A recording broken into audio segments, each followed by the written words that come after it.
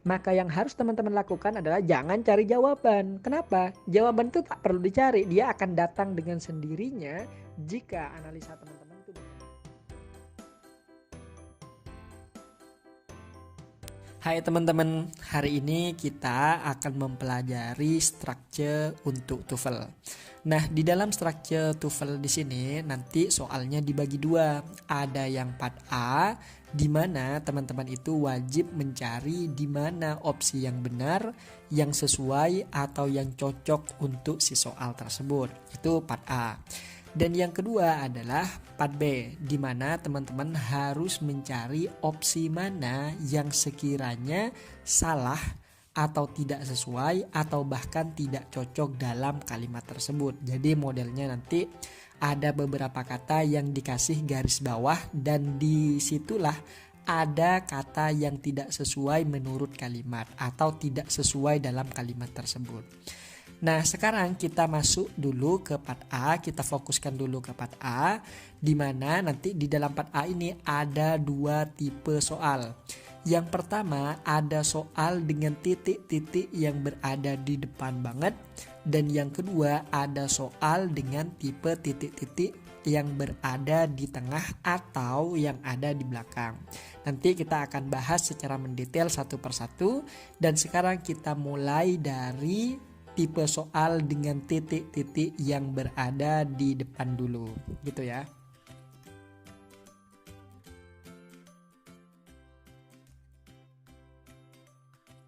Nah, sekarang coba perhatikan soal tipe pertama. Nah, kalau kita perhatikan soal nomor 1 kan panjang banget tuh kan, dari kata STEM sampai kata adventure. Nah, ingat teman-teman itu harus menyelesaikan satu soal itu maksimal 40 detik. Artinya teman-teman harus bisa menguasai dan menjawab soal tersebut di bawah itu.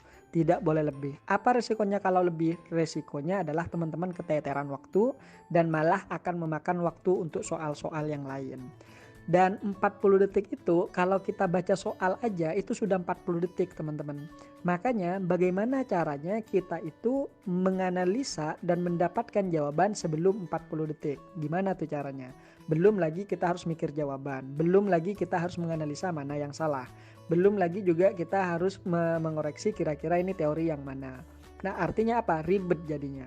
Makanya hari ini kita akan belajar tips dan trik bagaimana cara menjawab soal TOEFL dalam beberapa detik aja. Kalau teman-teman bisa menguasai nanti. Jadi kayak gini tipsnya. Yang pertama, ketika teman-teman mengerjakan soal part 1, hal yang pertama teman-teman harus lakukan adalah jangan mencari jawaban. Kenapa? Karena itu yang akan membuyarkan semua konsentrasi itu. Gimana caranya? Fokus aja pada titik-titiknya. Tentukan dulu di mana titik-titik itu berada. Oke, kita lihat nomor 1, oh titik-titik berada di awal. Oke, fix. Kalau teman-teman ketemu dengan soal dengan tipe titik-titik berada di awal, maka yang harus teman-teman lakukan adalah konfirmasi apakah di belakang itu ada koma apa enggak. Artinya, saat teman-teman ketemu titik-titik di awal banget, maka geser pandangannya ke kanan. Lihat, ada koma nggak di situ? Tuh, ternyata ada. Yang mana? Setelah kata common people, koma. Nah, koma itu kita sebut dengan koma adverb. Kalau ada koma adverb, ada titik-titik di awal, terus di belakang ada koma adverb, maka jawabannya pasti cuma dua tuh. Kalau bukan conjunction, pasti preposisi tuh. Jadi, kalau ada titik-titik di awal, di belakang ada koma, pasti jawabannya cuma preposisi atau enggak conjunction. Lalu bagaimana cara menentukannya? Apakah itu conjunction ataukah itu merupakan sebuah preposisi? Caranya sederhana, gini. Coba teman-teman perhatikan kata-kata sebelum koma. Kata-kata sebelum koma, lihat ada kata kerja apa enggak sebelum koma. Jika sebelum koma ada sebuah kata kerja, maka jawabannya pasti conjunction. Tapi jika sebelum koma tidak ada kata kerja, maka jawabannya pasti preposisi. Sekarang kita lihat nih, sebelum koma ada kata kerja enggak? Oh ada, yang mana? Stem from. Stem from itu artinya berasal dari, itu sebuah kata kerja.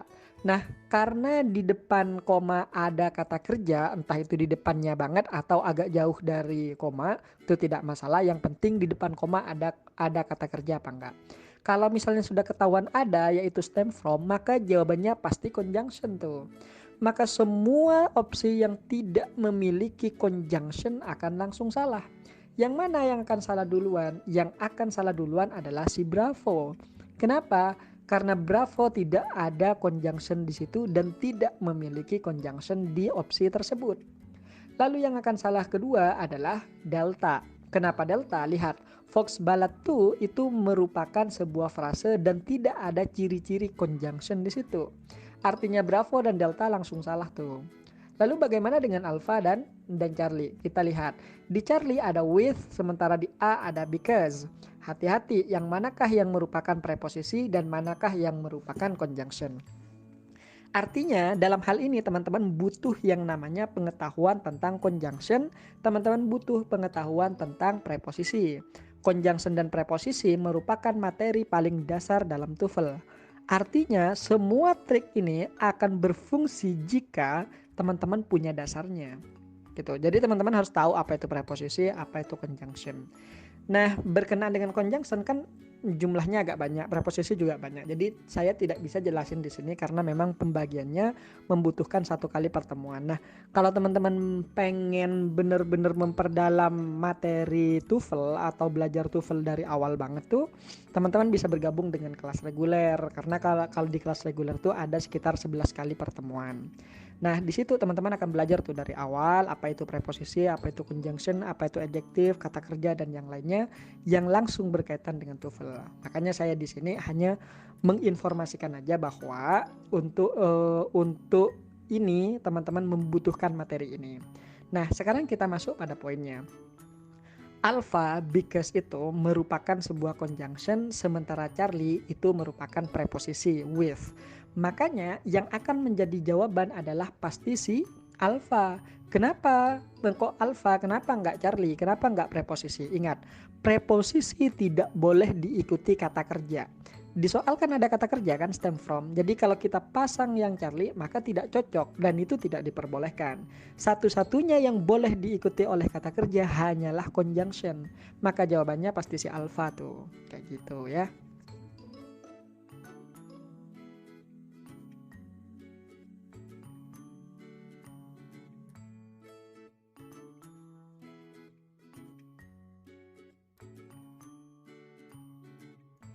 Nah, sekarang coba perhatikan soal tipe kedua ini.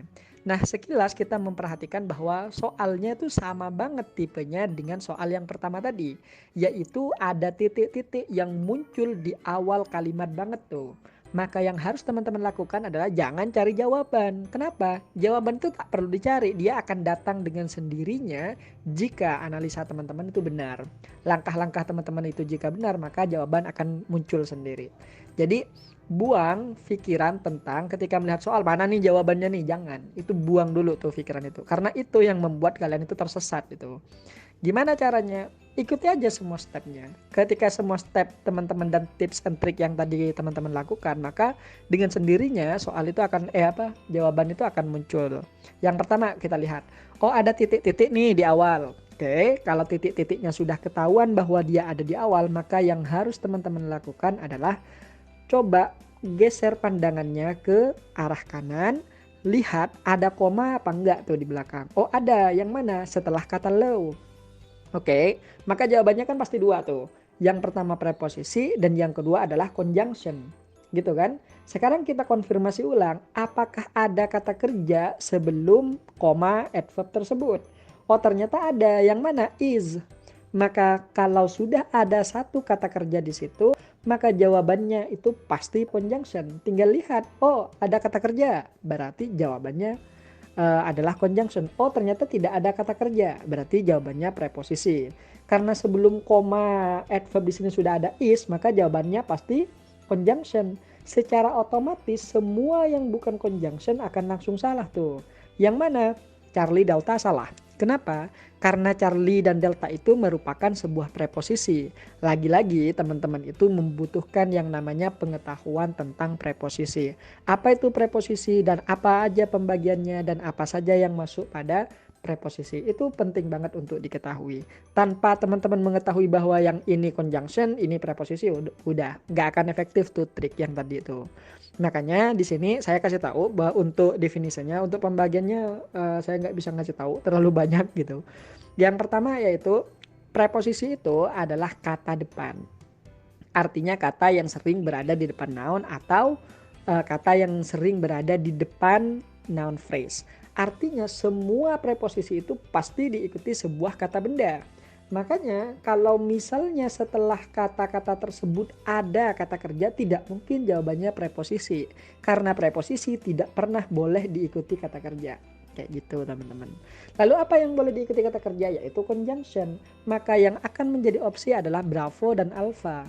Sekarang pertanyaannya, alpha kan conjunction, bravo juga conjunction. Yang manakah yang akan jadi jawaban kalau sama-sama conjunction? Nah, maka di sini teman-teman juga memerlukan pengetahuan tentang conjunction. Ingat, conjunction itu ada 3. Yang pertama, conjunction untuk adjective, conjunction untuk noun, conjunction untuk adverbial clause. Jadi ada 3 dan itu butuh 1 kali pertemuan. Biasanya kalau di kelas reguler kita ajarkan ini di pertemuan pertama. Kenapa? Karena ini hal yang paling fundamental untuk dikuasai untuk lanjut dan menjadi bekal untuk menganalisa TOEFL di tingkat selanjutnya. Makanya kita itu biasanya akan berusaha untuk menggodok teman-teman itu sampai mabuk dengan materi conjunction dan preposisi nantinya ketika masuk di situ tuh. Oke, singkat cerita bahwa di sini kan namanya di belakang itu kan namanya koma adverb. Artinya yang pasti menjadi conjunction di depan itu pastilah conjunction adverbial clause. Sekarang kita tahu yang manakah alpha apa bravo nih yang merupakan conjunction adverbial clause. Nah, jawabannya adalah si alpha. Alpha itu atau although itu merupakan conjunction milik adverbial clause. Kok tahu? Ya ada pembagiannya. Makanya saya biasanya kan saya letakkan tuh di modul.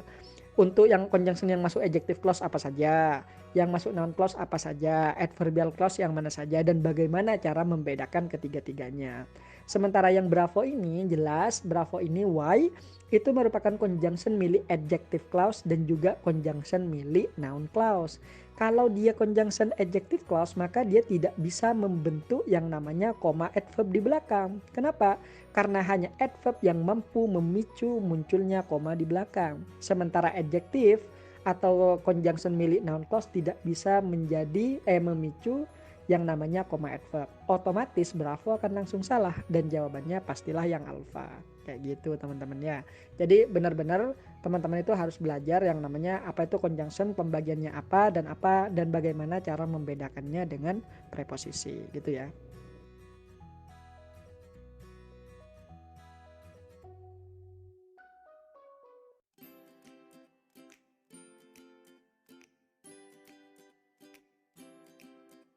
Sekarang coba nih perhatikan soal yang nomor 3. Kita bahas secara cepat ya. Kan tadi sudah lengkap, tak lengkapin semua teorinya. Sekarang kita bagaimana cara analisa cepat. Ingat, teman-teman tak perlu membaca semua soal. Cukup teman-teman lihat titik-titik ada di mana. Oh ternyata titik-titik berada di depan. Oke, kalau titik-titik berada di depan maka tinggal konfirmasi di belakang ada koma apa enggak. Oh ternyata ada, yang mana setelah kata exist. Itu namanya koma adverb. Maka kalau teman-teman sudah ketemu dengan koma di situ jelas dan sudah pasti ada koma, maka tinggal lihat apakah jawabannya conjunction atau preposisi. Untuk mengkonfirmasinya, maka teman-teman itu tinggal melihat ada kata kerja apa enggak. Kalau ada conjunction, kalau tidak ada kata kerja berarti jawabannya preposisi. Lihat, sebelum koma ada kata kerja enggak? Oh ada, yang mana? Exist. Maka jawabannya pasti conjunction. Artinya semua yang bukan conjunction akan langsung salah. Yang mana yang salah duluan? Alpha. Kenapa alpha? Karena alpha itu even itu merupakan sebuah adverb, bukanlah sebuah conjunction. Bravo Charlie Delta itu merupakan sebuah conjunction. Oke, karena sudah conjunction gimana nih caranya membedakan dan mana menentukan gimana caranya menentukan bahwa ini jawabannya dan itu bukan jawabannya misalnya. Maka di sini coba kita perhatikan, di sini teman-teman membutuhkan yang namanya pengetahuan tentang jenis-jenis conjunction. Oh, lihat di belakang ada koma adverb, berarti pemicunya adalah conjunction adverbial clause. Tinggal lihat yang manakah di antara Bravo Charlie Delta yang merupakan conjunction adverbial clause. Jawabannya yang Charlie. Karena hanya Charlie di situ yang merupakan conjunction milik adverbial clause. Itu alasan pertama. Yang kedua, kenapa Bravo dan Charlie dan Delta salah? Jawabannya karena kayak gini. But dan so itu merupakan fun boys, conjunction fun boys. Apa itu conjunction fun boys? Conjunction fun boys itu merupakan semi conjunction. Artinya mereka itu mau dikatakan, oh ini conjunction, boleh. Oh ini preposisi juga boleh. Artinya mereka itu kayak blasteran gitu teman-teman. Makanya karena dia blasteran, dia tidak bisa dikelompokkan pada conjunction, tidak bisa juga dikelompokkan pada preposisi. Karena dia fleksibel, tergantung macamnya. Dan fun boys ini pada tataran pembagian conjunction dia memang punya kelompok sendiri, yaitu kelompoknya fun boys. Dan fun boys yang perlu teman-teman ketahui adalah fun boys tidak pernah muncul di awal kalimat. Sementara titik-titik yang ada di sini memerlukan conjunction di awal kalimat. Sehingga dengan sendirinya Bravo Delta langsung salah. Kenapa? Karena prinsipnya fun boys tak boleh muncul di awal kalimat. Fun boys hanya muncul di tengah-tengah kalimat. Contoh, misalnya I am hungry so I eat rice. Aku lapar, makanya aku makan nasi. So-nya ada di tengah. Atau misalnya pakai kata but. Misalnya I am hungry but I don't want to eat rice. Gitu. Jadi but itu selalu ada di tengah, selalu ada di agak ke belakang-belakang. Tidak mungkin mereka muncul di awal-awal. Sehingga Bravo Delta langsung salah tuh. Kayak gitu ya.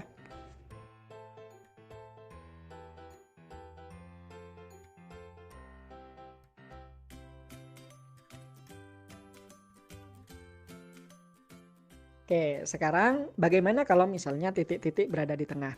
Nah, untuk menyelesaikan soal dengan tipe ini, maka teman-teman butuh satu materi, yaitu materi tentang verb asli dan verb palsu. Loh, apa gunanya gitu kan? Karena kayak gini teman-teman. Kalau ada titik-titik berada di tengah, maka kemungkinan terbesar yang akan menjadi masalah adalah verb asli dan verb palsunya.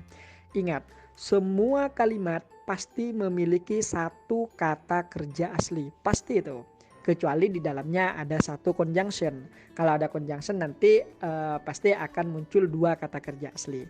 Tapi umumnya memang sebuah kalimat pasti memiliki satu kata kerja asli saja. Namun nanti ketika teman-teman mengerjakan sebuah soal dan melihat titik-titik di tengah-tengah, maka teman-teman nanti seakan-akan akan terkecoh oleh beberapa kata kerja. Ingat, tidak semua kata kerja yang nampak pada mata kita di dalam soal itu merupakan kata kerja asli. Tidak dong. Ada verb palsu, ada juga verb asli. Permasalahannya kayak gini. Terkadang ada soal yang meminta kita untuk mencari sebuah verb asli.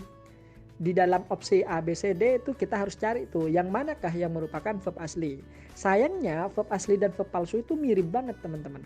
Maka ketika kita tidak tahu membedakan mana yang asli, mana yang palsu, habislah kita. Misal nih, teman-teman disuruh mencari mana kata kerja asli. Ternyata di opsi itu tidak hanya satu kata kerja aja, tapi berbagai macam jenis kata kerja disajikan di situ. Kalau teman-teman salah memilih, habis itu soal. Kayak gitu. Atau sebaliknya, kadang di soal itu sudah ada satu kata kerja asli, tapi kita dipaksa untuk mencari satu lagi kata kerja. Maka yang harus kita cari itu berarti kata kerja yang palsu. Sekali lagi, di dalam soal tidak mungkin hanya ada kata kerja palsu. Pasti juga ada kata kerja asli dan juga beberapa kata kerja palsu di situ. Artinya kan di soal sudah ada nih satu kata kerja yang asli. Maka kan kita tidak boleh memilih kata kerja yang asli lagi. Kalau kita pilih yang asli maka salah tuh nanti. Jadi gimana caranya? Cari yang palsu. Nah disinilah teman-teman wajib mengetahui seperti apa verb asli dan seperti apa verb palsu. Berikut penjelasannya. Oke, sekarang kita akan belajar verb asli dan verb palsu. Apa itu verb asli dan apa itu verb palsu? Oke, kita mulai dari definisinya dulu. Dan fungsinya tentunya. Yang pertama, definisi dari verb asli. Verb asli itu adalah kata kerja yang masih berfungsi sebagai kata kerja. Emang ada yang nggak berfungsi sebagai kata kerja? Ada. Namanya verb palsu. Jadi verb palsu itu adalah kata kerja yang sudah dialihfungsikan atau memiliki fungsi lain. Contohnya seperti apa fungsinya? Dia, kata kerja palsu ini, biasanya dia berfungsi sebagai adjektif, biasanya dia berfungsi sebagai adverb, dan kadang dia berfungsi sebagai noun. Jadi karena dia sudah beralih fungsi dari kata kerja asli menjadi kata kerja palsu, otomatis fungsinya juga berubah. Dari asalnya kata kerja asli, dia sekarang berubah jadi adjektif, berubah jadi adverb ataupun bahkan noun. Tapi sekilas ketika kita lihat verb palsu ini benar-benar sama persis dengan verb asli. Makanya kita pasti akan terkecoh tuh kalau tidak mempelajari materi ini. Oke, yang pertama nih di sini. Verb asli, kita mulai dari verb asli karena cara satu-satunya untuk membedakan verb asli dan verb palsu adalah teman-teman itu menguasai karakter dari verb asli dan karakter dari verb palsu. Yang pertama, kita tahu dulu verb asli. Verb asli itu cuma ada 5 teman-teman. Verb asli cuma ada 5. Yang pertama, semua anggota be atau semua anggota auxiliary itu pasti asli. Artinya tidak ada yang namanya auxiliary palsu, semuanya asli. Begitupun juga dengan poin 2, yaitu verb 1 dan verb 2 itu pasti asli. Tidak ada verb 1 yang palsu, tidak ada verb 2 yang palsu. Lalu seperti apakah kata kerja yang berpotensi untuk menjadi verb palsu?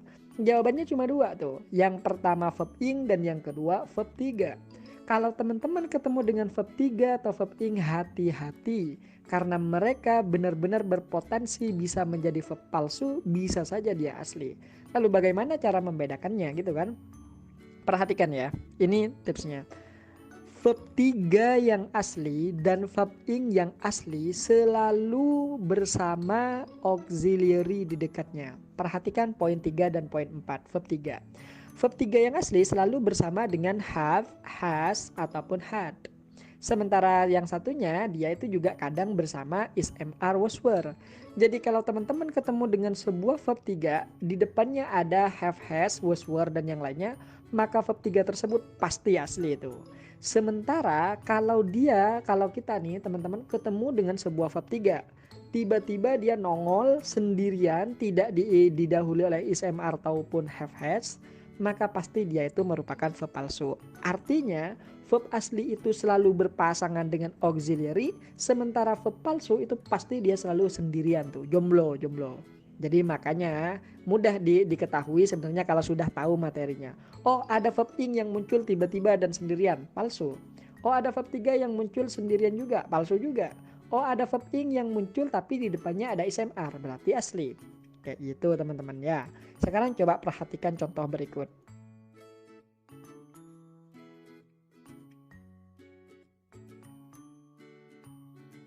Oke, sekarang coba perhatikan contoh ini.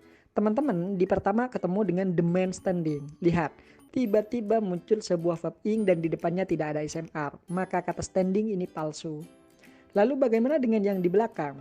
Lihat, di belakang ada kata thrice. Thrice itu verb 1 yang ditambah sis. Maka jelas thrice ini yang asli sementara standing yang di depan palsu. Kok bisa? Lihat aja, standingnya sendirian tanpa adanya is, are, palsu. Sementara thrice itu merupakan sebuah verb asli karena dia terbentuk dari bentuk pertama yaitu verb 1. Jadi makanya dia asli. Lalu bagaimana dengan flutter? Flutter itu juga merupakan sebuah verb 1 dan pastinya dia asli. Tapi karena di depannya ada to, makanya dia itu jadinya palsu. Kalau semua verb 1 itu asli dan dia ditambahkan to infinitif di depannya, maka dia langsung berubah jadi palsu. Kayak gitu teman-teman. Kenapa bisa gitu? Karena semua to infinitif itu nanti akan berfungsi sebagai kata benda dan menjadi adverb. Makanya to flutter itu tidak bisa kita kategorikan sebagai verb asli karena fungsinya dia sudah berubah. Coba lihat nomor 2 nih. Contoh kedua, the bag taken. The bag taken. Tiba-tiba muncul sebuah verb 3 dan di sini verb 3 tersebut muncul secara tiba-tiba dan di situ tidak ada is, are yang ada di depannya. Sehingga kata taken ini bisa kita kategorikan sebagai sebuah verb palsu tuh. Lalu bagaimana dengan kata given di belakang? Lihat, given itu juga merupakan sebuah verb 3. Tapi di depannya ada sebuah was atau auxiliary. Sehingga kita bisa bilang bahwa was given itu merupakan verb asli karena di depannya ada is mr-nya gitu. Seperti halnya dengan visiting dan beaten by di poin 3 dan 4. Mereka langsung ketahuan bahwa mereka palsu tuh. Kenapa? Karena mereka berdua muncul tiba-tiba tanpa adanya have, has, ataupun has, ataupun is mr di depannya. Lalu yang asli yang mana? Yang asli itu adalah feels yang di belakang dan cries yang ada di belakang juga. Ingat, satu kalimat pasti memiliki satu kata kerja asli. Kalau kata kerja palsu di dalam kalimat tuh boleh 1, boleh 2, boleh 4, boleh berapapun. Yang penting titik poinnya adalah kata kerja aslinya wajib 1. Kecuali ada conjunction. Kalau ada conjunction kata kerja aslinya 2. Contoh, I eat rice before I drink water. I eat kata kerja asli. Before ini conjunction, I drink. Drinknya itu asli. Jadi kalau ada satu conjunction kata kerja aslinya akan ada 2. Tapi selama tidak ada conjunction maka kata kerja asli pasti cuma ada 1 tuh. Sisanya itu pasti palsu. Kayak gitu ya.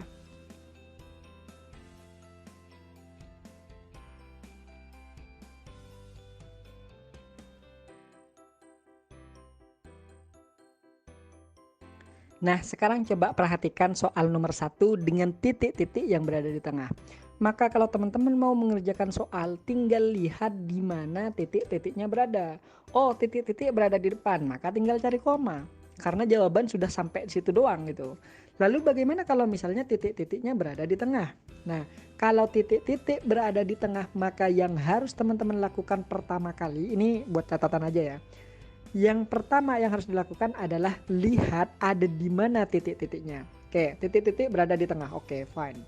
Yang kedua, sekarang kalau titik-titik sudah pasti ada di tengah-tengah kalimat ataupun nggak di awal-awal banget gitu ya, maka yang harus teman-teman lakukan adalah hitung jumlah kata kerja asli di dalam soal. Ingat ya, hanya kata kerja asli yang kita hitung. Lihat, di dalam soal ada kata kerja asli nggak? Oh, ternyata tidak ada. Bagaimana dengan to run off? To run off itu merupakan kata kerja palsu sehingga kita tidak bisa masukkan pada hitungan. Artinya soal nomor 1 ini tidak memiliki kata kerja asli. Dari sini kita tahu, oh soal ini belum ada kata kerja aslinya. Ingat prinsipnya bahwa semua soal pasti memiliki satu kata kerja asli. Kalau soal ini belum memiliki, maka tugas kita adalah tinggal cari tuh yang mana yang kata kerja asli.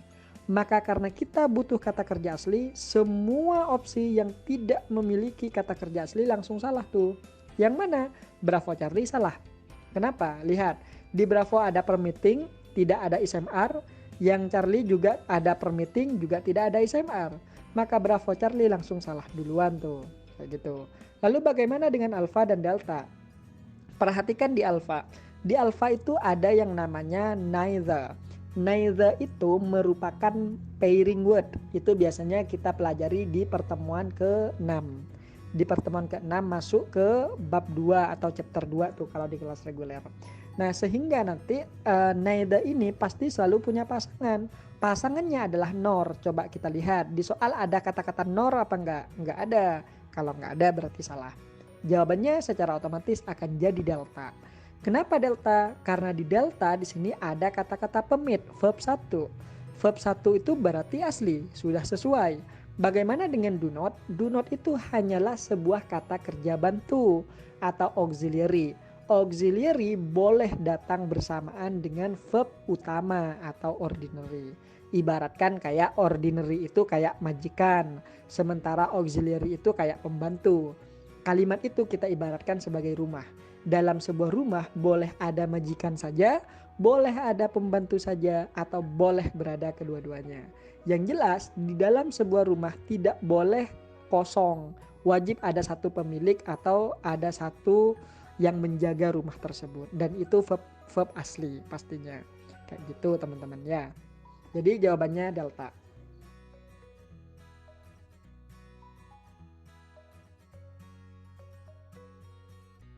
Nah, perhatikan soal nomor 2. Teman-teman ketemu dengan titik-titik yang berada di tengah lagi nih. Nah, apa yang harus dilakukan? Jangan cari jawaban. Kalau teman-teman langsung fokuskan pikiran, mana nih jawabannya, mana jawabannya. Nggak akan ketemu, malah yang ada tuh bingung dan habisin waktu doang. Karena kenapa? Karena otak itu tertekan untuk berusaha mencari jawaban yang benar. Sementara jawaban yang benar pasti akan muncul jika teman-teman itu mampu melakukan step-step dengan benar tuh. Beneran nih, coba aja nih teman-teman ya. Kita tidak usah mikirin jawaban yang mana dulu yang benar nih. Fokus aja pada step-stepnya. Yang pertama, karena titik-titik sudah ada di tengah, maka yang harus kita lakukan adalah hitung jumlah kata kerja asli. Yang pertama teman-teman sudah ketemu nih langsung dengan kata is. Artinya di soal sudah ada satu kata kerja asli. Kalau di soal sudah ada satu kata kerja asli, pertanyaannya apakah kita membutuhkan kata kerja asli lainnya? Jawabannya tidak. Kenapa? Karena umumnya semua soal hanya membutuhkan satu kata kerja asli. Kecuali ada conjunction. Ada conjunction nggak di soal ini? Nggak ada. Kalau nggak ada, fix. Kita cuma butuh satu kata kerja asli. Artinya semua opsi yang memiliki kata kerja asli langsung salah tuh. Yang mana yang akan salah? Yang pertama Bravo karena ada Sims. Dan yang kedua Charlie Delta karena sama-sama ada is. Selesai. Bravo Charlie Delta salah. Sisanya apa? Alpha. Loh, bukannya alpha ada kata seemingly. Seemingly itu berakhiran ly itu merupakan adverb. Sementara endless berakhiran less di belakang itu pasti adjektif. Artinya kita itu hanya bisa memilih alpha tanpa kita tahu alasan yang jelas tuh. Tapi kalau mau diperjelas alasannya kayak gini. For di sini kan sebuah preposisi tuh, ada for. Dan setelah for itu pasti akan diikuti kata benda. Mana kata bendanya? Feels. Feels itu adalah sebuah kata benda. Dan pasti sebuah kata benda itu biasanya berbarengan dengan adjektif. Maka semua it seemingly endless itu semuanya nanti akan berfungsi menjadi adjektif. Selesai itu jawabannya. Jadi kalau kita buat percepat nih, lihat, oh titik-titik berada di tengah nih. Ada kata kerja nggak? Oh ada, yang mana? Is. Berarti semua opsi yang ada kata kerjanya akan langsung salah tuh. Bravo Charlie Delta, salah. Jawabannya alpha.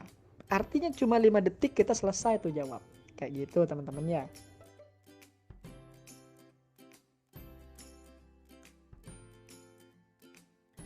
Oke, sekarang kita perhatikan soal nomor 3 nih.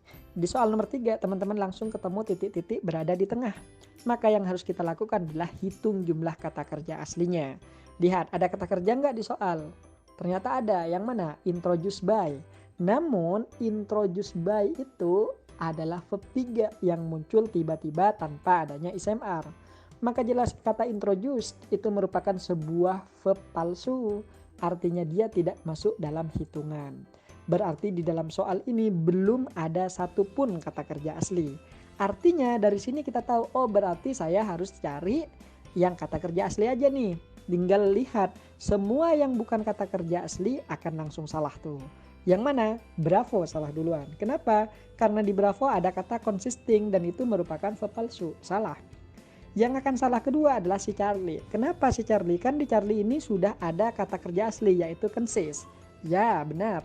Tapi ada that. That itu conjunction. Ingat, that itu adalah conjunction dan ketika sebuah conjunction muncul dalam sebuah kalimat berarti kita membutuhkan dua kata kerja asli. Sementara di soal belum ada satupun kata kerja asli. Di opsi cuma ada satu yaitu consist berbarengan dengan that. Artinya apa? Kekurangan satu kata kerja lagi. Kalau kita ambil Charlie maka kata kerjanya kurang satu. Itu yang bermasalah. Makanya Charlie itu salah. Kayak gitu. Atau bisa dibilang kayak gini. Kalau kata kerjanya yang kita butuhkan cuma satu, maka kita tidak perlu lagi mencari yang namanya kata kerja lagi, tak perlu lagi kita mencari yang namanya conjunction. Karena conjunction akan dibutuhkan jika ada dua kata kerja. Kalau kata kerjanya cuma satu ya gak perlu, ngapain cari conjunction gitu kan. Maka Bravo Charlie salah tuh. Lalu bagaimana dengan alpha dan delta? Kita perhatikan. Di soal di atas itu kalau kita perhatikan di sini kan cuma tidak ada kata kerjanya. Pertanyaannya apakah soal di atas sudah punya subjek? Jawabannya pasti ada tuh. Kenapa? Karena titik-titiknya berada di tengah. Otomatis yang depan-depan itu pasti ada subjeknya. Yang mana subjeknya? The Hawaiian alphabet introduced by missionary in the 1820s. Nah itu yang namanya dari the sampai 1820-an itu semuanya adalah subjek umum dan ini kita sebut dengan complex noun phrase. Biasanya ini kita akan pelajari di pertemuan ketiga kalau di kelas reguler.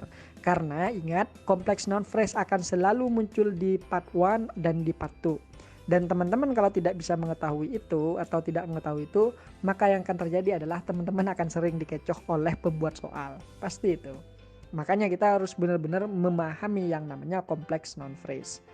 Nah, singkat cerita bahwa nomor 3 ini sudah punya subjek, artinya dia tak membutuhkan subjek lagi, sehingga alpha akan langsung salah. Kenapa? Karena the five vowels itu nanti menjadi subjek untuk kata consist, sementara kita sudah punya subjek, maka alpha salah.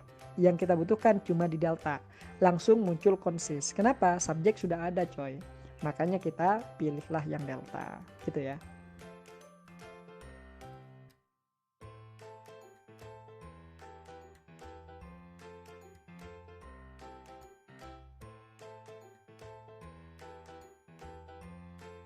Oke, jadi hari ini kita akan membahas soal part B. Nah, di dalam part B, teman-teman nanti akan ketemu dengan soal yang lumayan panjang, dan di sini teman-teman akan ditugaskan untuk memeriksa mana kata yang tidak sesuai, tidak cocok, atau bahkan salah dalam kalimat tersebut. Artinya, teman-teman itu akan selalu diminta untuk menganalisa dan menemukan mana yang error. Nah, dalam hal ini teman-teman harus membandingkan antara kata-kata yang bergaris bawah, kan nanti soalnya itu berbentuk beberapa kata yang bergaris bawah dalam kalimat. Nah, tugasnya cocokin tuh kata yang bergaris bawah itu, pikirkan apakah dia cocok atau sesuai dalam kalimat tersebut. Kalau cocok ya udah tinggalin. Tapi kalau misalnya salah, maka itu yang akan kita jadikan jawaban. Jadi kita mencari jawaban yang salah ini dalam part B ini. Nah, berkenaan dengan hal tersebut, maka teman-teman kan tidak mungkin tuh membaca semua soal karena soalnya kan panjang-panjang, akan habis waktu karena waktu yang tersedia bagi kita hanya 30-40 detik. Makanya kita butuh tips dan trik bagaimana cara mengerjakannya dengan cepat dan tepat tentunya. Nah, dalam hal ini soal tipe part 2 ini akan selalu meminta teman-teman untuk mencocokkan mana modifier, mana yang head, apakah mereka berdua sesuai atau enggak. Oleh karena itu, hari ini kita harus fokus mempelajari modifier dan head. Oke, yang pertama nih.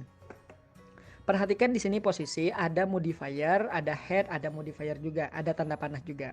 Nah, modifier itu adalah kata yang memberikan penjelasan tambahan, informasi tambahan, atau keterangan tambahan bagi headnya.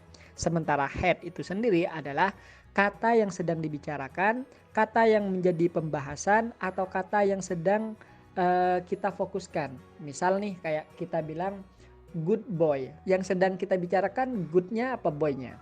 Boynya kan, maka boy ini adalah head, sementara goodnya adalah modifier, kayak gitu. Kenapa? Karena memang goodnya ini memberikan penjelasan bagi si boy, bukan boy menjelaskan kata goodnya di sini. Jadi kayak gitu teman-teman. Jadi nanti kita akan memeriksa apakah modifier ini cocok dengan headnya atau tidak. Kalau tidak sesuai maka itu yang akan jadi jawaban, gitu ya. Lalu sekarang kita perhatikan posisi dari modifier. Modifier itu kadang ada sebelum head, kadang juga dia berada atau muncul setelah head. Maka apa saja yang menjadi modifier? Lihat tabel pertama. Kolom pertama maksud saya. Lihat di situ ada adjektif tanda panah ke noun. Nah, tanda panah itu kita baca dapat menjelaskan. Jadi adjektif dapat menjelaskan noun. Nah, maka kalau teman-teman nanti ketemu dengan kata yang bergaris bawah, anggap saja itu noun, terus di depannya ada adjektif, maka jangan disalahkan. Kenapa? Karena memang adjektif dapat menjelaskan noun. Artinya adjektif nanti menjadi modifier bagi si noun ini, maka jangan disalahin. Jadi kalau ada noun di belakang kata sifat atau kata sifat muncul sebelum noun, jangan disalahin, itu benar. Atau misalnya teman-teman ketemu dengan verb ing dan verb 3 yang muncul setelah noun, itu juga jangan disalahkan.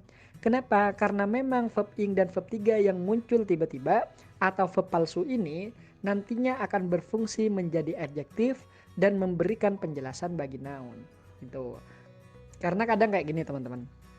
Kadang tuh kita berpikir bahwa kok bisa tiba-tiba verb ing atau verb 3 muncul? Kan harusnya harus ada ismr. Nah iya, tapi itu teori dasar untuk teman-teman. Ini teori advance. Sehingga nanti teman-teman akan dikenalkan dengan yang namanya metode reducing, metode ellipsis, metode abridgment, dan metode omitting. Disinilah tingkat advance dari grammar. Sehingga nanti kita tidak masalah tidak menggunakan ismr, tapi langsung menggunakan verb ing dan verb 3 dengan catatan verb ing dan verb 3 tersebut kita fungsikan sebagai adjektiva atau adjektif. Makanya nanti kalau tiba-tiba teman-teman nemu noun terus ada verb diikuti verb ing, jangan disalahin, itu sudah benar kayak gitu ya. Yang kedua sekarang, kalau misalnya nanti teman-teman ketemu dengan verb, adjektif ataupun adverb dan di depannya ada adverb, maka jangan disalahin. Kenapa? Karena adverb dapat menjelaskan verb, adjektif, dan adverb itu sendiri. Nah, adverb ini kadang muncul di depannya verb, kadang juga dia muncul di belakangnya. Begitupun juga dengan adjektif. Jadi jangan salahin apabila ada adverb di depan adjektif, di depan verb ataupun di depan adverb lainnya. Itu pasti sudah benar. Kayak gitu ya. Nah, itu cara kita itu nanti menganalisa apakah kata yang bergaris bawah tersebut salah atau enggak. Jadi tinggal cocokin aja pada si tabel gitu ya.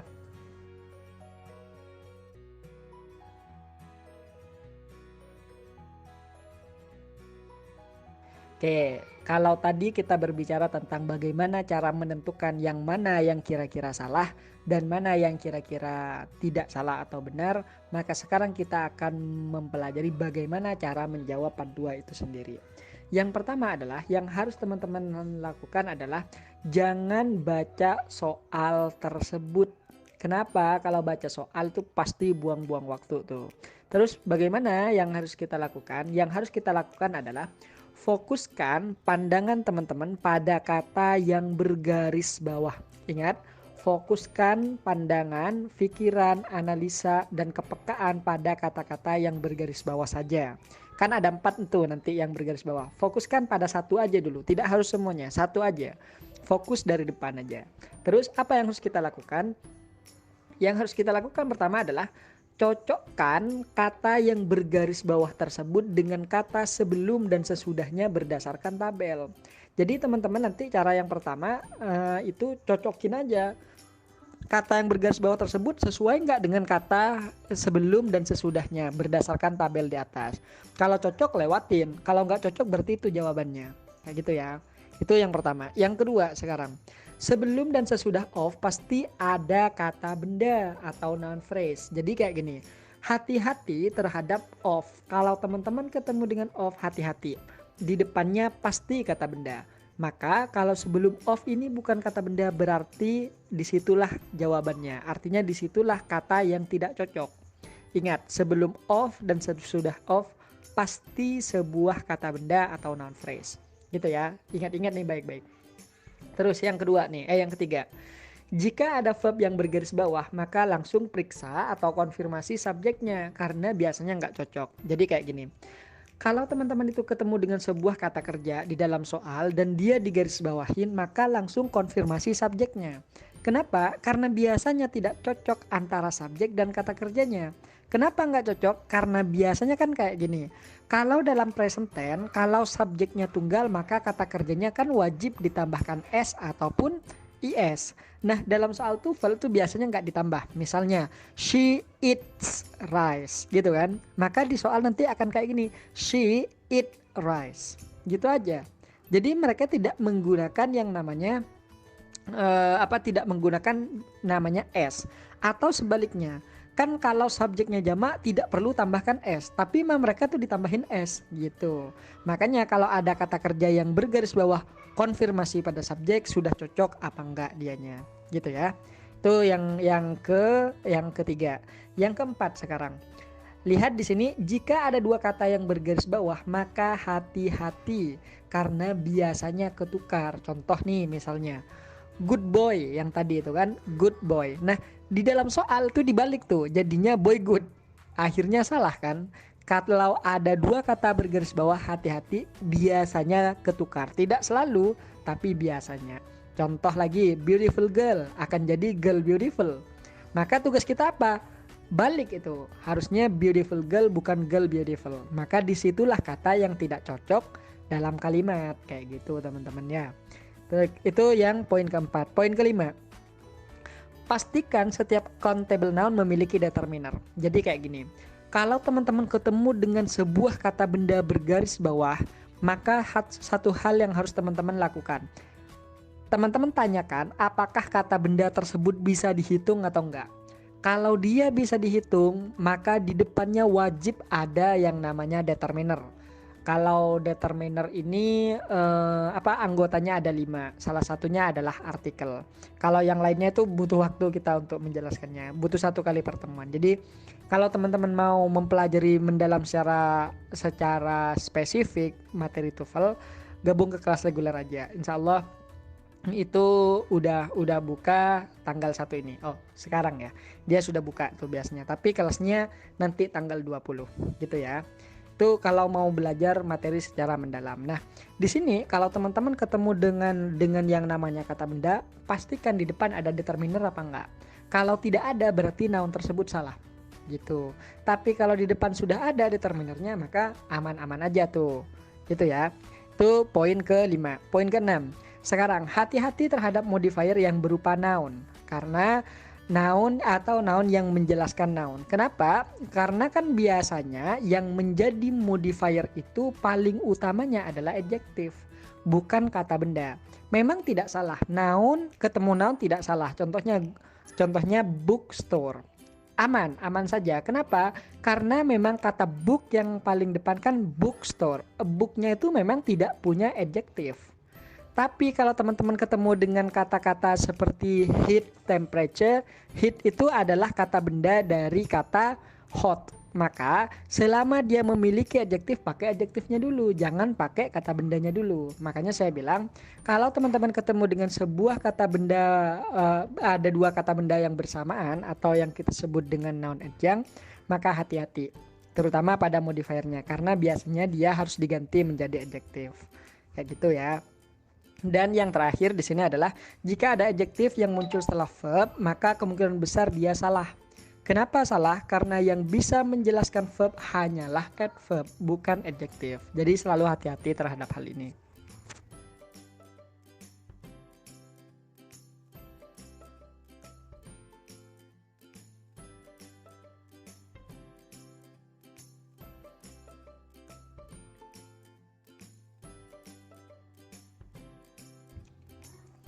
Oke, coba teman-teman perhatikan soal nomor 1. Di soal nomor 1 teman-teman ketemu dengan yang namanya soal yang panjang banget di situ dan tidak mungkin kita baca semuanya. Kenapa? Karena kita akan habis waktu kalau kita membaca semuanya. Lalu apa yang harus kita lakukan? Yang harus teman-teman lakukan adalah yang pertama adalah fokuskan pandangan teman-teman dan perhatian teman-teman pada kata yang bergaris bawah. Lalu konfirmasi atau cocokkan kata tersebut dengan kata sebelumnya dan kata setelahnya. Cocok atau enggak tuh berdasarkan tabel. Kalau cocok ya berarti kita skip. Kalau enggak cocok berarti itu jawabannya. Gitu. Sesimpel itu sebenarnya. Sekarang kita coba nih ya. Yang pertama kita ketemu dengan a little. A little itu merupakan sebuah adverb dan dia ketemu dengan is. Cocok apa enggak? Jawabannya oke-oke aja. Kenapa? Karena is itu boleh diikuti adjektif, noun, ataupun adverb, atau bahkan verb ing dan verb 3. Jadi is itu bisa dibilang dia yang paling fleksibel. Boleh ketemu dengan apapun tuh. Kayak gitu ya teman-teman. Jadi little dengan is tidak bermasalah. Yang kedua sekarang. Lihat a little ketemu dengan a longer. Longer itu merupakan sebuah adjektif, sementara a little sebuah adverb. Adverb ketemu dengan adjektif jelas aman. Lihat tabel di atas. Kenapa? Karena memang adverb dapat menjelaskan adjektif. Jadi alfa aman banget tuh. Sekarang yang kedua nih. Lihat, ada that then, 2 kata bergaris bawah. Hati-hati, biasanya ketukar. Kita analisa aja nih. Yang pertama, teman-teman ketemu dengan yang namanya that then. Setelah itu that-nya ketemu dengan longer. Itu sudah bermasalah. Karena kenapa? Yang pertama karena kayak gini. Longer itu penambahan IR itu atau komparatif. Ini nama materinya komparatif.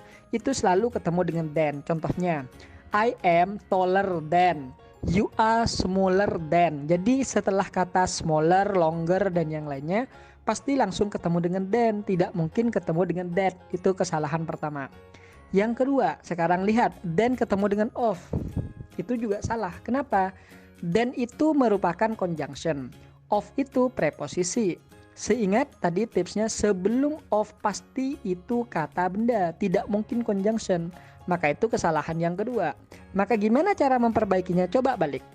Then-nya di depan, that-nya di belakang. Pasti benar tuh. Loh, bukannya that itu sebuah conjunction? Ya, memang. That itu merupakan conjunction. Tapi juga perlu diingat bahwa that itu juga bisa berfungsi sebagai noun ataupun pronoun. Jadinya di sini that ini tidak berfungsi sebagai conjunction, tapi dia berfungsi sebagai pronoun atau noun. Jadi disitulah yang bermasalah. Kita cuma kebalik aja dia. Harusnya that-nya di belakang, then-nya yang di depan. Lalu bagaimana dengan yang Charlie? Yang Charlie di sini teman-teman ketemu dengan and not. And itu adalah juga se-flexible is. Kenapa? Karena and itu boleh diikutin apapun, diikuti not, diikuti adjective, diikuti adverb, diikuti kata kerja, diikuti to infinitive pun juga aman-aman aja and itu. Dia jarang banget bermasalah kayak gitu. Kecuali and ini dalam kasus pairing. Pairing itu adalah materi yang mana menjelaskan bahwa ada kata yang selalu bersamaan kemanapun dia berada. Itu biasanya kita bahas di pertemuan ke-6 tuh kalau di materi di kelas reguler kayak gitu. Terus jadi intinya Charlie ini aman teman-teman. Lalu not ketemu dengan so. Not itu kan merupakan adverb. So juga merupakan adverb. Not dengan so ketemu adverb aman banget sesuai tabel di atas. Sekarang kita lihat nih. So ketemu dengan gracefully. Gracefully itu merupakan adverb karena adanya ly di belakang. Maka so ketemu dengan gracefully aman banget karena so adverb, gracefully juga adverb, aman. Sekarang yang terakhir nih, gracefully ketemu dengan curve, aman apa enggak? Jawabannya aman aja. Kenapa? Gracefully itu adverb, terus curve itu verb palsu atau verb asli, terserah itu. Maka gracefully ketemu dengan verb jelas aman banget karena adverb dapat menjelaskan verb. Maka yang bermasalah di sini cuma ada di Bravo doang. Harus kita tukar tuh, gitu ya.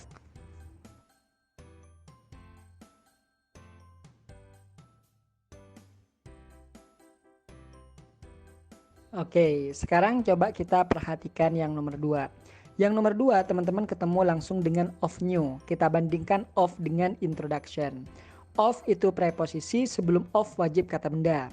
Dan introduction itu sudah merupakan kata benda. Kenapa? Karena semua yang berakhiran tion, ion itu semuanya pasti kata benda.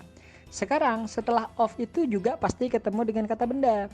Lihat di sini, of ketemu dengan new. New itu merupakan adjektif. Apakah salah? Jawabannya tidak. Kenapa?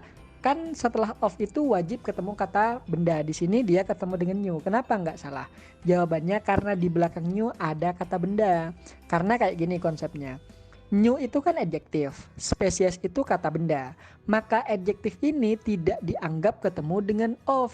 Tapi of ini dianggap ketemu langsung dengan new spesies. Ingat, adjektif itu pasti selalu nempel pada kata benda. Contoh, anak baik. Jadi baik itu tidak bisa dilihat karena dia sudah menyatu pada kata anak tersebut. Gitu. Sehingga of di sini tidak terhitung bertemu dengan new, tapi dia terhitungnya ketemu dengan spesies karena new itu hanya sifat bagi spesies. Jadi alpha aman banget. Lalu bagaimana dengan Bravo? Di situ ada kata offers. Offers itu merupakan sebuah kata kerja. Kalau dia kata kerja, konfirmasi pada subjeknya. Mana subjeknya? Lihat. The introduction of bla bla bla bla bla bla sampai islands itu semuanya subjek. Kalau teman-teman ketemu dengan subjek yang panjang banget kayak gini, maka yang harus teman-teman lakukan adalah mencari subjek inti. Ini namanya complex noun phrase. Biasanya ini kita pelajari di pertemuan ketiga kalau di kelas reguler. Jadi complex noun phrase itu adalah noun phrase yang dimodifikasi. Dan komponen yang digunakan untuk memodifikasi itu ada 4. Salah satunya itu adalah preposisi. Dan 3 lainnya itu ada masih 3 lainnya dan itu harus dijelasin secara detail nanti untuk mengetahui urutan-urutannya. Makanya saya tidak bisa jelasin di sini karena waktunya kita terbatas. Yang penting teman-teman tahu bahwa salah satu penyusun dari kompleks noun phrase itu adalah ini si preposisi ini. Maka kalau teman-teman ketemu dengan subjek yang panjang, maka subjek intinya itu selalu di depan preposisi. Yang mana? Introduction. Itu subjek intinya. Berapa introductionnya? 1. Kalau 1, maka pasti dia kata kerjanya ditambahkan S dan oversnya sudah ditambah S. Maka alfa bravo aman banget tuh. Nah, terkadang kita kan kayak gini. Kita mengira bahwa di sini overs ini salah. Kenapa salah? Karena subjeknya jamak. Mana subjeknya? Islands. Nah, itu kesalahan kita. Padahal islands ini hanyalah subjek komponen dalam pembentukan kompleks noun phrase. Makanya kita tidak bisa melihat bahwa islands itu adalah subjek. Enggak, bukan subjek dia. Dia hanyalah komponen. Subjek intinya ada di introduction tunggal. Makanya kata kerjanya tambah S gitu ya. Terus yang Charlie nih. Yang Charlie teman-teman ketemu dengan kata responsively, ketemu dengan of, udah jelas tuh, itu yang salah tuh. Kenapa? Ingat prinsipnya yang tadi. Sebelum of wajib kata benda. Responsively berakhiran ly itu pasti adverb tuh. Makanya karena dia merupakan sebuah adverb, tidak mungkin dia akan menjadi jawaban. Nah, penjelasan tentang adverb ini biasanya kita jelasin di pertemuan ke-5 kayaknya. 5 atau 6. Karena komponen pembentuk adverb itu banyak teman-teman. Jadi kita harus benar-benar mempelajarinya, karena dengan hanya mengetahui adverb saja teman-teman itu bisa mendapatkan banyak jawaban loh. Serius nih. Kayak koma adverb yang kemarin tuh, itu kan sebenarnya dipicu oleh adanya adverb. Makanya kita mempelajari adverb itu bisa dibilang sangat krusial juga untuk tataran TOEFL. Dan biasanya kita itu pelajari di hari ke-5 atau hari ke-6 tuh. Gitu ya. Jadi yang jelas di sini Charlie-nya salah karena dia harus kata benda. Kata benda dari responsively apa? Response tulisannya. Nah, itu yang harus kita ganti. Makanya Charlie yang akan salah. Lalu bagaimana dengan si delta sistem? Ingat, sistem itu kata benda. Kalau teman-teman ketemu dengan sebuah kata benda, lihat dia, hitung dia kata benda yang bisa dihitung atau enggak. Oh, sistem itu ternyata bisa dihitung. Maka kalau dia bisa dihitung, maka di depannya pastikan dia punya artikel atau determiner. Ada nggak artikel? Oh ada, a natural. Maka delta aman. Yang bermasalah cuma di Charlie doang, gitu ya. Oke, selanjutnya coba perhatikan soal yang nomor 1 lagi nih, di contoh soal kedua. Teman-teman kan panjang banget tuh, lebih panjang malah dari contoh yang tadi tuh kan. Maka yang harus teman-teman lakukan adalah fokuskan pandangan pada kata yang bergaris bawah. Teman-teman langsung ketemu tuh, slow. Slow itu merupakan sebuah adjektif. Lihat, konfirmasi dengan kata sebelumnya. Sebelumnya ada kata developed. Itu merupakan kata kerja. Ingat tipsnya, kalau ada kata sifat yang muncul setelah kata kerja, kemungkinan besar dia salah. Kenapa? Karena slow itu tidak dapat menjelaskan develop. Yang bisa menjelaskan apa? Adverb. Makanya kita ganti dia menjadi kata slowly. Develop slowly. Kayak gitu teman-teman. Maka alpha jelas bermasalah. Lalu bagaimana dengan si bravo, assuming? Assuming itu lihat di depannya ada koma, itu namanya koma parallel structure yang dihasilkan dari metode reducing. Jadi kayak gini. Ketika teman-teman masuk pada teori yang advance nanti, maka teman-teman ketemu dengan yang namanya reducing dalam parallel structure. Umumnya reducing itu ada pada klause, tapi reducing itu juga bisa terjadi pada tataran parallel structure dengan syarat ada and dan di situ ada kata kerja juga. Nanti untuk spesifiknya teman-teman harus mempelajari dasar-dasarnya dulu baru bisa masuk ke sini nanti. Jadi kalau misalnya belajar dasar-dasarnya itu kayak belajar parallel structure itu apa, terus belajar klause itu apa, belajar reducing itu apa. Parallel structure itu biasanya kita jelaskan di pertemuan ke-5 juga. Terus reducing itu pertemuan ketiga, dan elipsis itu di pertemuan ketiga atau keempat. Di situ teman-teman harus menguasai itu dulu, baru teman-teman bisa masuk pada analisa ini. Tapi singkat cerita, assuming itu tidak bermasalah karena dia itu dihasilkan dari reducing dalam parallel structure. Aman banget dia. Lalu bagaimana dengan present? Present itu ada 3 tuh. Ada yang kata benda, ada yang kata sifat, ada juga yang kata kerja. Kalau kata sifat dia dibaca present, kalau dia sebuah kata benda juga dibaca present, tapi kalau kata kerja dibaca present gitu. Dan di sini nih merupakan kata sifat. Lihat, present itu ketemu dengan its. Its itu merupakan determiner. Nah, determiner ketemu dengan yang namanya kata sifat itu aman-aman aja. Karena memang determiner ini boleh ketemu dengan apa aja teman-teman, kecuali dengan yang namanya kata kerja, kecuali itu. Jadi selain kata kerja dia aman banget. Sekarang lihat, present ini kan adjektif, ketemu dengan gracious, berakhiran os di belakang itu pasti adjektif. Adjektif ketemu adjektif boleh apa enggak? Jawabannya tidak boleh tuh, kecuali di belakang ada kata aspek, ada kata-kata benda. Contohnya seperti aspek.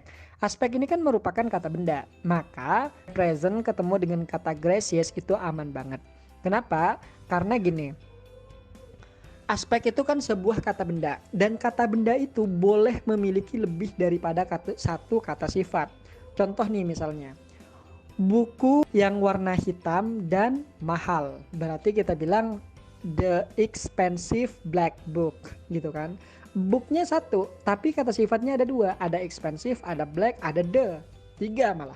Maka di sini nggak masalah teman-teman. Yang bermasalah kalau ada adjektif ketemu adjektif tapi tidak ada kata bendanya, itu baru bermasalah tuh. Contoh, I buy a new good book. I buy a new good book. New dan good adjektif, booknya adalah kata bendanya. Coba sekarang hilangkan kata bendanya. I buy a new good. Saya membeli sebuah baru bagus. Nggak jelas. Kalau nggak ada kata bendanya jadinya nggak jelas. Makanya adjektif ketemu dengan adjektif itu tidak boleh kalau tidak diikuti kata benda di belakang. Kalau ada kata benda maka aman-aman aja dia. Kayak gitu ya. Maka jelas di sini present gracious aspect itu tidak masalah. Dan yang terakhir ada kata-kata white. White ini merupakan sebuah kata sifat bertemu dengan kata avenues yang sudah ada s-nya. Jadi tidak bermasalah karena memang adjektif dapat menjelaskan sebuah kata benda. Jadi yang bermasalah cuma di alpha aja.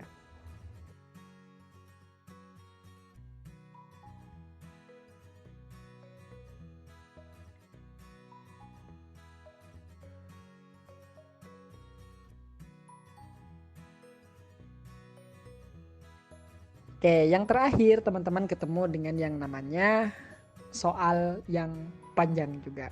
Maka yang harus teman-teman lakukan adalah jangan sekali-kali membaca soal. Kalau baca soal habis waktu. Contoh nih, throughout her long career, the Grace Kelly has been known for her ability to capture the distinct rhythm of the New York speech in the. Itu tidak akan cukup dan itu benar-benar menghabiskan waktu, menghabiskan tenaga dan menghilangkan konsentrasi. That's the problem. Makanya yang harus kita lakukan jangan baca tuh, buang-buang waktu. Langsung aja fokus pada kata yang bergaris bawah karena disitulah masalahnya gitu. Jadi daripada kita mundar-mandir cari masalah, mending kita langsung ke masalah yang sudah terlihat. Yang mana? Yang bergaris bawah. Di situ pasti letak masalahnya. Yang pertama di sini ketemu dengan kata length. Length itu merupakan kata benda dari kata long, panjang. Artinya kalau ada length kata benda bertemu dengan career yang juga kata benda, hati-hati, ingat modifier itu umumnya di depan. Makanya length ini pasti jadi modifier untuk kata career. Dan ingat bahwa hati-hati terhadap kata benda yang jadi modifier. Kenapa? Karena selama dia masih punya adjektif maka lebih utama pakai adjektifnya dulu. Length punya adjektif enggak? Punya, yaitu long. Makanya length di sini harus kita ganti menjadi kata long, long career. Jadi yang bermasalah si alpha juga nih. Kayak gitu ya. Yang kedua, sekarang lihat ability. Ability itu merupakan sebuah kata benda yang bisa dihitung. Maka pastikan di depannya ada yang namanya determiner. Ternyata sudah ada, yang mana? Her. Her itu salah satu dari anggota determiner. Jadi bravo, aman. Lalu bagaimana dengan si distinct dan yang Charlie? Yang Charlie juga aman-aman aja Karena kenapa? Karena distinct ketemu dengan the itu aman karena the itu merupakan sebuah determiner, dan di belakang juga ada dia ketemu dengan rhythm. Rhythm itu merupakan sebuah kata benda yang bisa dihitung dan dia diawali oleh adjektif jelas aman. Karena adjektif dapat menjelaskan kata benda. Jadi Charlie aman. Delta teman-teman ketemu dengan kata speech. Speech itu merupakan sebuah kata benda juga tapi tidak bisa dihitung. Kalau kata benda yang tidak bisa dihitung itu tidak masalah, tidak usah menggunakan determiner. Nah, materi ini saya jelaskan biasanya di pertemuan ketiga nih, atau di pertemuan kedua nih. Di pertemuan kedua tentang frase dan kompleks non phrase. Nah, disitulah teman-teman itu belajar apakah ini kata benda yang bisa dihitung atau tidak. Ini adalah klause ataukah ini frase. Ataukah ini kata benda yang sudah benar atau dia masih ada yang kurang. Itu nanti kita bahas secara mendetail di situ tuh. Makanya bagi teman-teman itu khusus yang ingin belajar aja, ingin belajar atau misalnya memperdalam materi-materi TOEFL, ya hitung-hitung kan 2021 kan LPDP nih buka nih, beasiswa banyak buka di 2021 dan semuanya kan butuh TOEFL. Jadi kalau misalnya kita persiapkan dari sekarang masih cukup banget untuk target 500. Asalkan teman-teman itu benar-benar serius belajarnya gitu teman-teman. Jadi yang delta ini aman-aman aja gitu ya. Jadi jawabannya yang alfa.